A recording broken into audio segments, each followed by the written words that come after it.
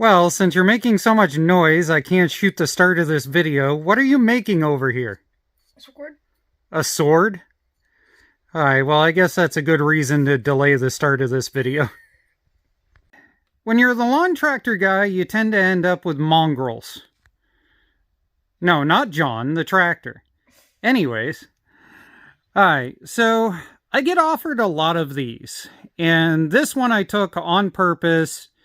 Not because of the engine, not because of the chassis, but because of the fact it has a Tough Torque 46 in it that supposedly works. Supposedly. We know that word, right, John? Yeah. Mongrel is that it's got the wrong rear tires on it. It's got the wrong hood on it. It's supposed to have a 22 horsepower V-twin in it. John, open the hood. Did I mention it has the wrong hood on it? There we go. So, that is not a V-twin. That is a Kohler Command 13 horsepower. And it has no oil. So, I'm not quite sure how good it's going to be. You can see the fact that, like all of these, it has mouseitis. On top of that, it is not bolted in whatsoever. So I went upstairs and I made sure that we should have a pulley for it because it doesn't have a pulley with it. And we're going to see if we can take this pieced together mongrel, make it run, and then use it for an experiment. But you don't know what the experiment is. And neither do they. So, ha. What's the experiment then? We're going to see if we can make a hydro that goes faster with a live axle in the rear. You just told everyone. Oh. Dang it. Alright, so seriously. It doesn't do us any good unless we get it up and running. This is the version of Craftsman that I hate. Because basically it is nothing more than a yard machine MTD. But we're going to do the best we can.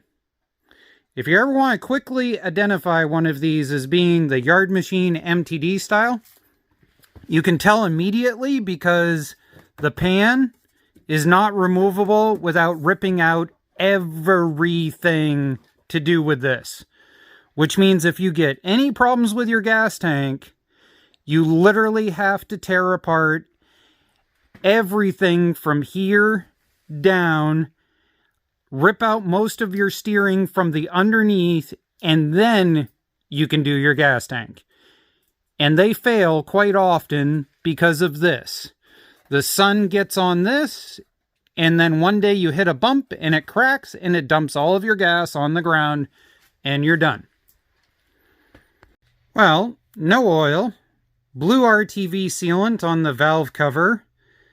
Interesting how polished and pretty and shiny that is. We've got 3 bolts holding it in place right now. As you can see, that exhaust is going straight into the front frame rail. So that's probably just going to end up with a dump pipe in the future because this is just an experimental build. Like I said, only 3 bolts ended up lining up underneath the chassis. But what I wanted to show you was the reason why these are so hated. So let me see if I can get my camera up in here.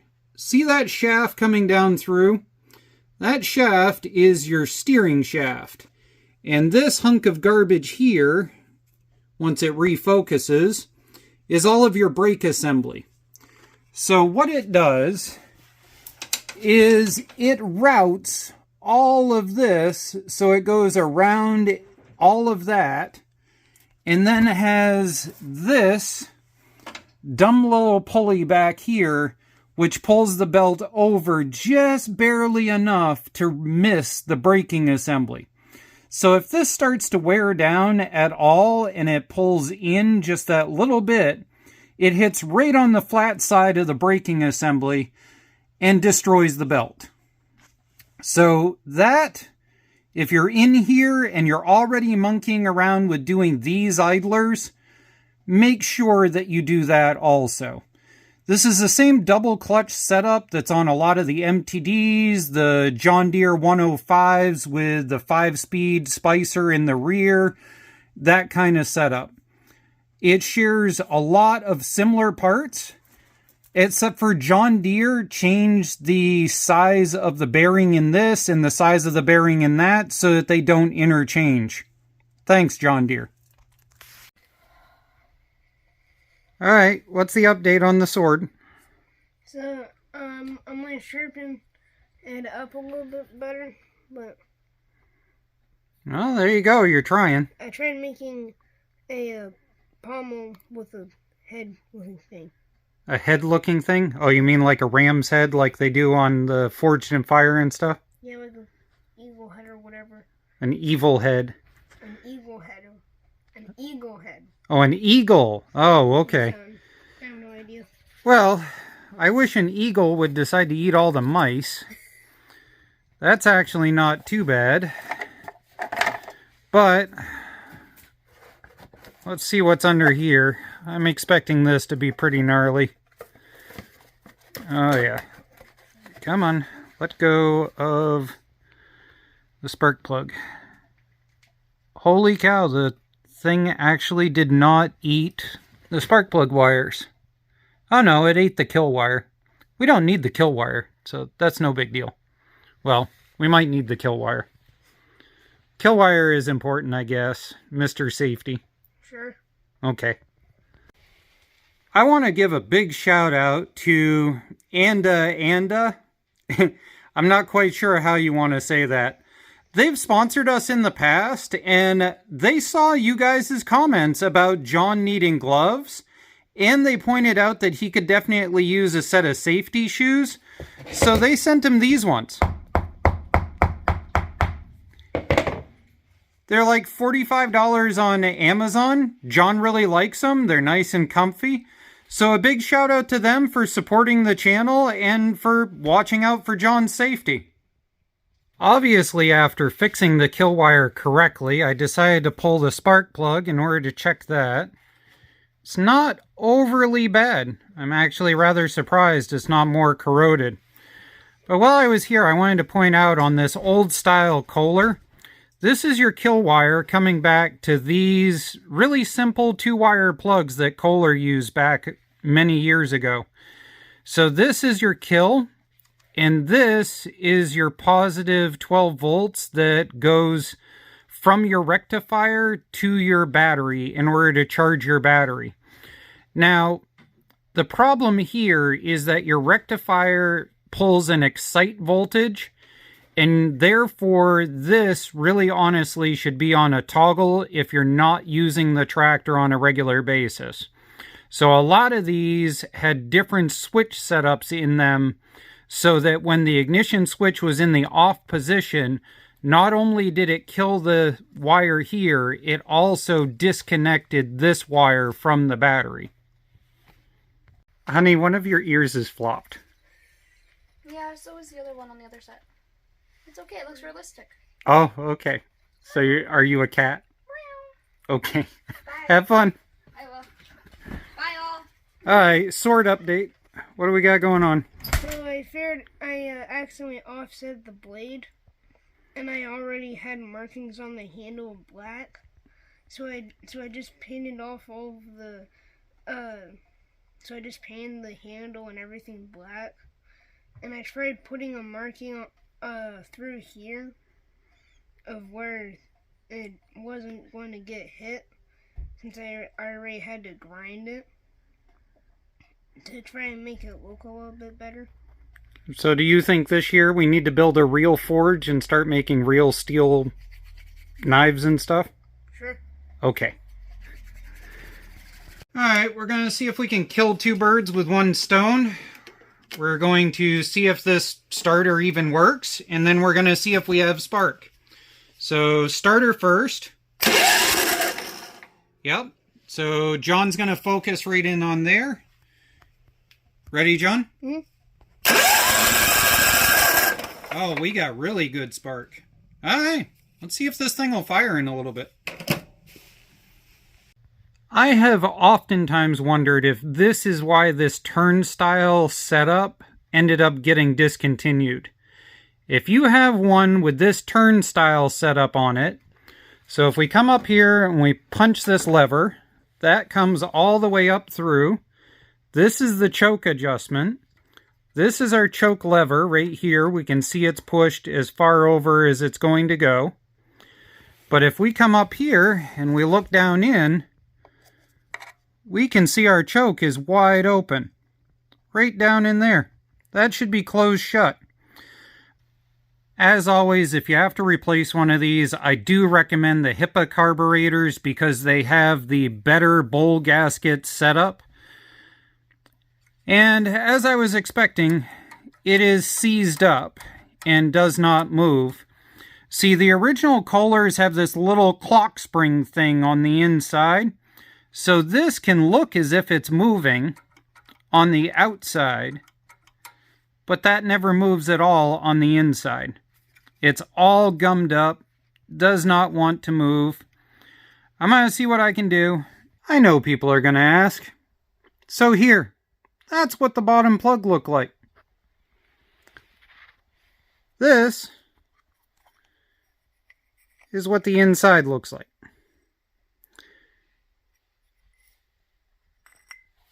From here through into the needle, it's not passing any gas whatsoever.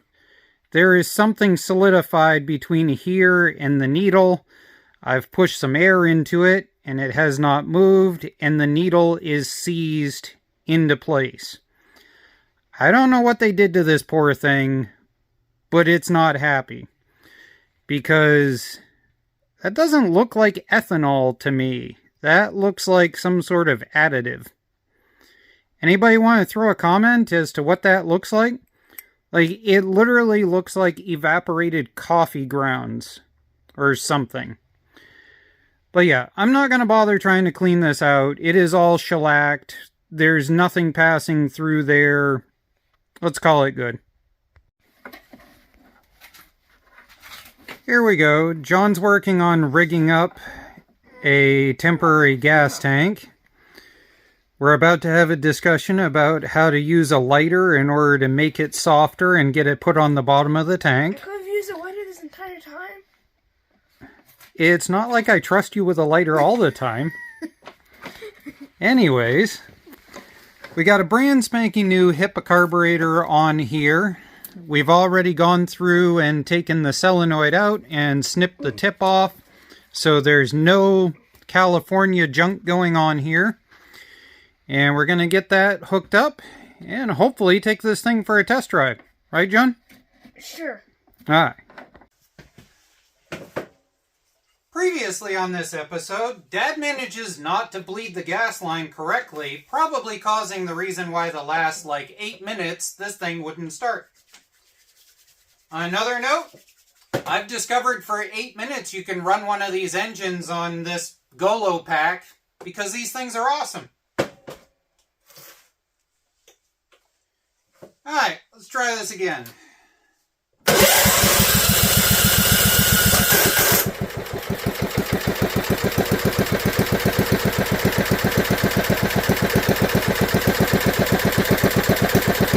That's not exactly normal.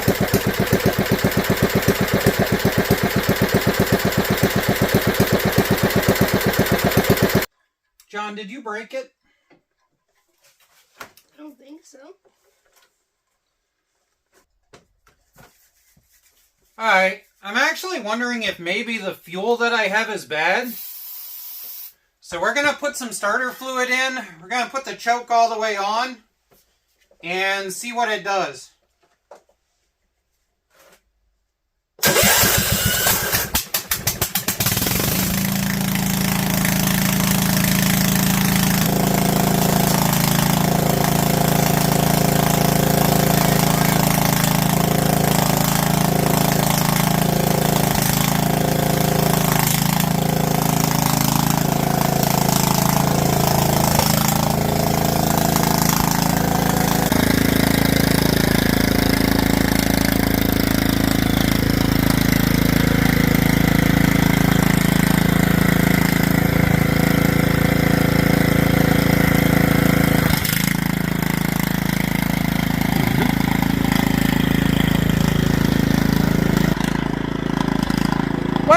we go. We got it up and running, popping around. Again, it's on the wrong tires, got the wrong engine, but we don't care.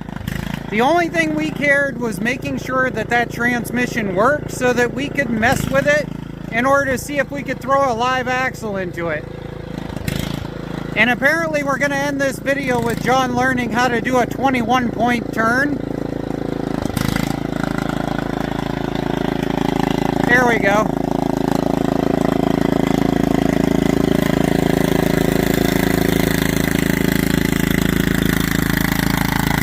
Hey, John! Say bye-bye!